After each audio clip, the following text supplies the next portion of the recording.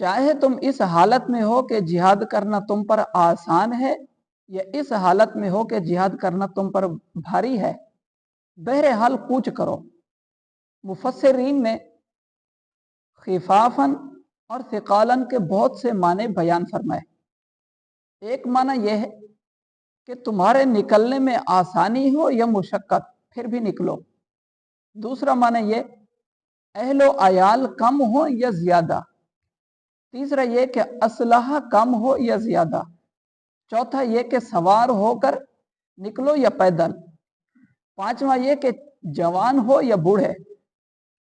چھٹا یہ کہ طاقتور ہو یا کمزور، بہادر ہو یا بزدل، صحت مند ہو یا مریض، خوشی سے نکلو یا نہ خوشی سے، مالدار ہو یا فقیر، فارغ ہو یا کسی کام میں مصروف۔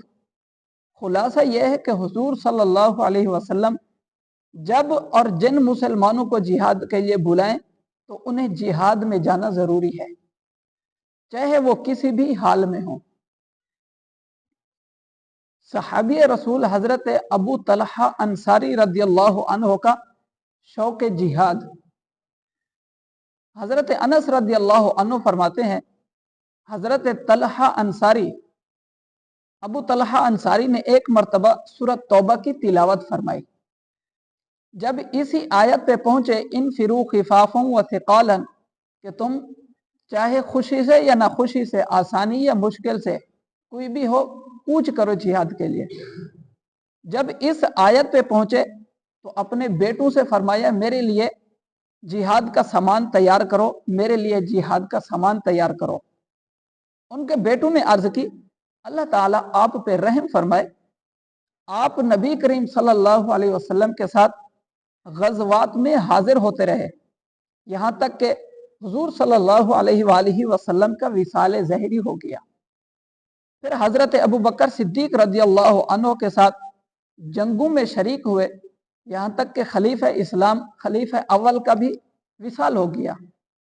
پھر حضرت عمر فاروق اعظم رضی اللہ عنہ کے ساتھ جہاد میں شریک رہے، یہاں تک کہ ان کا بھی انتقال ہو گیا۔ اب ہم آپ کی طرف سے جہاد میں شریک ہو جائیں گے، بیٹوں نے کہا۔ حضرت ابو طلحہ نے فرمایا نہیں، بس اب تم میرے لیے سامان جہاد کی تیاری کرو۔ اس کے بعد آپ رضی اللہ عنہ نے سمندری جہاد میں شرکت کی اور سمندر ہی میں آپ رضی اللہ عنہ کی وفات ہو گئی۔ 7 دن بعد ان کے ساتھیوں کو تدفین کے لیے ایک جزیرہ ملا تو انہوں نے حضرت ابو طلحہ انصاری رضی اللہ عنہ کی تدفین کی۔ ان 7 دنوں میں آپ رضی اللہ عنہ کا بدن مبارک سلامت ہی رہا، اس میں ذرا سی بھی تبدیلی نہ ہوئی۔ سبحان اللہ۔ ویسے اچھا، یہ شہید کے فضائل ہیں۔ آج بھی آپ عام طور پہ دیکھتے ہوں گے، اگر کسی شہید کی کوئی قبر کھلتی ہے نا تو اس کا جسم بالکل ویسی کا ویسی ہوتا ہے۔ حدیثوں میں تو یہاں تک فرمایا گیا کہ جو مجاہد شہید ہوتے وقت اس کے جسم سے خون بہ رہا ہوگا تو قیامت کے دن